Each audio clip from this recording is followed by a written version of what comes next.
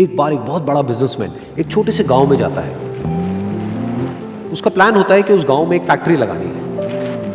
वो एक ऐसी जगह तक पहुंच जाता है जहां पर उसके सामने नदी होती है और उसके सामने गांव होता है। अब उसके पास में दो ऑप्शंस होते हैं। एक कि वो सड़क के रास्ते से घूम करके उस गांव तक पहुंचे, जिसमें करीब करीब 8 घंटे लगेंगे, क्योंकि डायरेक्ट कोई रास्ता नहीं है वहां तक पहुंचने का। दूसरा कि सिर्फ 20 मिनट में एक नाव में बैठ करके उस नदी को पार करके उस गांव तक पहुंच जाए।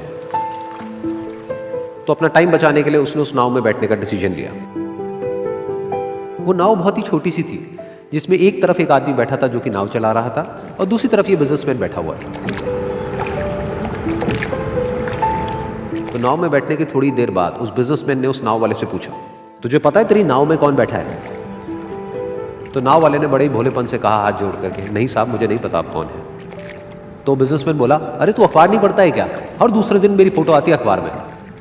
तो नाव वाला बोला, अरे साहब मुझे कहाँ पढ़ना लिखना आता है, मैं बहुत छोटा सा था जब मेरे पिताजी गुजर गए थे, तो अपने परिवार का ध्यान रखने के लिए मैं बचपन से ही काम में लग गया और तभी मेरा स्कूल छूट गया। ये सुन करके उस बिजनेसमैन ने उसका मजाक उड़ाते हुए उसको कहा, तुझे पढ़ना लिखना तक नहीं आता है, ऐसी जिंदगी का क्या फायदा? ये सुन करके उस नाव वाले को बुरा तो लगा, लेकिन उसने कुछ नहीं कहा।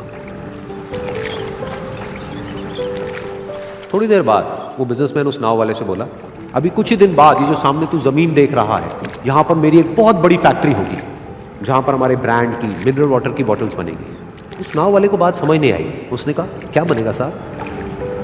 तो बिजनेसमैन थोड़ा सा इरिटेट होकर के बोला कि हमारे यहाँ पर पानी की बोतलें बनेंगी जो तेरे गांव में नहीं बिकेगी लेकिन शहरों में बहुत बिकती है।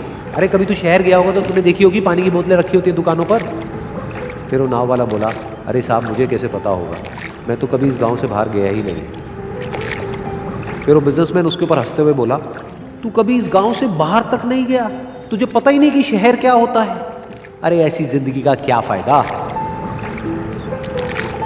उसकी ये बात सुन करके उस नाव वाले को सच में लगने लगा कि मेरी जिंदगी शायद किसी काम की नहीं है। अपनी सोच की वजह से उसका नाव से ध्यान हटा और तभी नाव की टक्कर हो गई एक बड़े से पत्थर से, जिसकी वजह से नाव में पानी भरने लगा और नाव डूबने लगी। उस जगह पर पानी बहुत ही गहरा था और किनारा दूर था। नाव वाले को समझ आ गया कि अब इस नाव को बचाने का कोई तरीका नहीं है और वो अपनी जान बचाने के लिए नदी में छलांग मारने ही वाला था। तभी उसने उस बिजनेसमैन से पूछा, साहब आपको तैरना तो आता है ना? तो बिजनेसमैन घबरा करके बोला, ऐसा क्यों पूछ रहे हो, मुझे तैरना नहीं आता है। उसकी ये बात सुन करके नाव वाले को हंसी आ गई और वो बोला, अरे साहब आपको तैरना तक नहीं आता, ऐसी जिंदगी का क्या फायदा?